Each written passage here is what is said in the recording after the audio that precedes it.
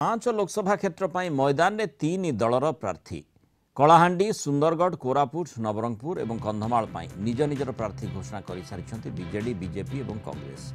कलाहांडी में BJD Lambodar Niall, BJP Malvika देव और कांग्रेस द्रौपदी माझी लड़े। सुंदरगढ़ में बीजेडी दिलीप तिर्की, बीजेपी जुएलोराम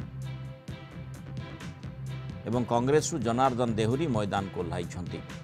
सेहीपरि कोरापुट लड़ई बीजेडी कौशल्या हेकका, बीजेपी कालीराम माझी और कांग्रेस सप्तगिरी उल्लाका प्रार्थी होइछन्ति। नवरंगपुर मैदान में मुहांमुही हेबे तीन माझी, बीजेडी प्रदीप माझी, बीजेपी बलभद्र माझी और कांग्रेस भुजबल माझी मध्य बिग फाइट।